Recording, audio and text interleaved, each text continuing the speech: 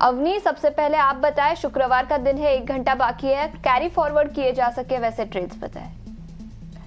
मेरा भी व्यू जो है वो रियलिटी सेक्टर पे काफी पॉजिटिव है और अभी हमने कमेंट्री भी सुनी है। तो ये दोनों ही स्टॉक्स, आप डीएलएफ या गोदरेज प्रॉपर्टी, ये दोनों में से कोई भी एक स्टॉक ले लीजिए या दोनों ही ले लीजिए। एज अ बीटीएससी ट्रेड भी आप ले सकते हो। मेरे हिसाब से यहाँ पे एक अच्छी हमें 3 to 4% की रैली आने वाले 2 या 3 दिनों के अंदर दिखनी चाहिए, ये दोनों ही स्टॉक्स में।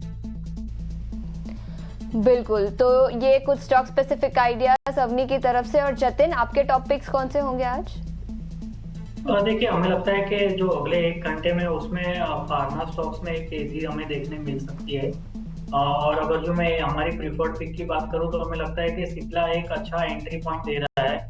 रिसेंटली 1700 से 1550 तक का एक करेक्शन हमने ये स्टॉक में देख चुका है। और अगर जो मैं आर्ली चार्ट्स पे देखूं तो एक पॉजिटिव डाइवर्जेंस है मोमेंटम इंडिकेटर्स पे, और साथ ही साथ में अर्ली चार्ट्स पे एक इनसाइड बार पैटर्न का ब्रेकआउट है। कहीं ना कहीं नेक्स्ट 1 आवर में या तो फिर अगर जो 1-2 दिन ट्रेड कैरी करना है तो भी कर सकते हैं। इसमें आपको स्टॉप लॉस लगाना होगा 1540 का, और ऊपर में हम टारगेट एक्सपेक्ट कर रहे हैं अराउंड 1600 से 1615 की। बिल्कुल, तो 1600 से 1650 रुपए प्रति शेयर का लक्ष्य सिप्ला पर। नतीजे कल आए थे जो काफी कमजोर थे। स्टॉक में कल भारी गिरावट भी दिखी थी और आज भी नेस्ले में करीब 1.5% की गिरावट दिखी है। इसके अलावा ब्रिटानिया और पीएनजी हेल्थ दोनों ही स्टॉक्स में 1.5 से 3.5% की गिरावट है। अवनीक, एफएमसीजी सेक्टर पर आपकी क्या राय रहेगी और टाटा कंज्यूमर नतीजों के पहले ट्रेडर्स को कैसे पोजीशन करना चाहिए? जी, जो ओवरऑल एफएमसीजी सेक्टर में काफी कमजोरी हमें नजर आ रही है और ये एक कांस्टेंट अभी डाउन ट्रेंड में ही है। तो छोटा मोटा जो पुल बैक भी नजर आ रहा है, उस पुल बैक में भी ऊपर से बिकवाली आ जाती है। तो मेरे हिसाब से इसमें स्टेबिलिटी तब भी आएगी जब ये कम से कम अपने जो 10 दिन, जो एकदम ही शॉर्ट टर्म मूविंग एवरेज है, 10 दिन का मूविंग एवरेज, फिलहाल वो लेवल है 62,355, 62,355। उसके ऊपर जब तक नहीं सस्टेन होता है तब तक ये एफएमसीजी में ये जो कमजोरी है वो बरकरार रहेगी।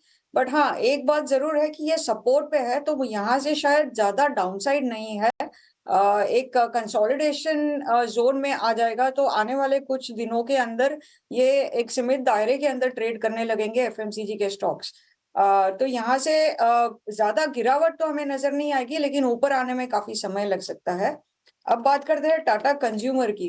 तो टाटा कंज्यूमर के जो ओवरऑल ऑप्शंस की जो पोजीशनिंग है, उसके हिसाब से जो रेंज बनता है वो है नीचे 1060 का ही सपोर्ट है, और फिलहाल अभी 1087 पे चल रहा है। इनफैक्ट आज के क्षेत्र में, आज के दिन में 1070 तक का लो भी बनाया है। तो ये सपोर्ट मान के चलिए, जिनके पास है स्टॉक और या फंसे हुए हैं, उनको ये एक स्ट्रिक्ट स्टॉप लॉस लगा के चलना है 1060 का, क्योंकि अगर वो टूटता है तो इसमें कमजोरी बहुत ज्यादा हो सकती है और ये नीचे 1000 तक भी स्टॉक आ सकता है। तो ये एक स्ट्रिक्ट स्टॉप लॉस मान के चलिए। इसमें पुल बैक रैली जो है वो एक्सपेक्टेड है ऊपर के तरफ 1120 के लेवल तक की। 1120 तक के लेवल्स टाटा कंज्यूमर प्रोडक्ट्स में दिखाई दे सकते हैं। आज शाम को कंपनी अपने नतीजे पेश करेगी। इसके अलावा जोमैटो के स्टॉक पर भी नजर डाल लेते हैं। बोर्ड ऑफ डायरेक्टर्स की बैठक होगी 22 अक्टूबर को, जहां फंड रेजिंग प्लान्स कंसिडर किए जाएंगे और क्यूआईपी यानी क्वालिफाइड इंस्टीट्यूशनल प्लेसमेंट्स को फंड से द्वारा फंड रेज करना चाहती है। थोड़ी सी रिकवरी ड्यूरिंग द डे दिखी थी, लेकिन उसके बावजूद फिर से एक बार गिरावट दिखी और स्टॉक अभी 4% की गिरावट के साथ कारोबार कर रहा है। जतिन, जोमैटो के स्टॉक पर क्या राय रहेगी? 259 के आसपास जोमैटो अभी है।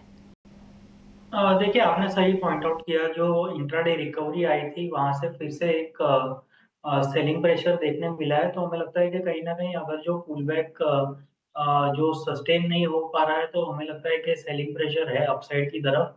हमें लगता है कि ये इसमें जो वीकनेस है वो अराउंड 242 240 के जोन तक एक्सटेंड हो सकती है ऑन दी डाउन साइड। इसके लिए आज का जो वीकली क्लोजिंग है वो भी बहुत एनकरेजिंग नहीं है। 3 से 4 वीक का लो के ऊपर जाके वो क्लोज हो रहा है। तो कहीं न कहीं वीकनेस के संकेत है। हमें लगता है कि आने वाले दिनों में 240 तक का एक स्लिप आ सकता है in the case of Zomato. तो ये व्यू है ज़ोमैटो के ऊपर, लेकिन चलिए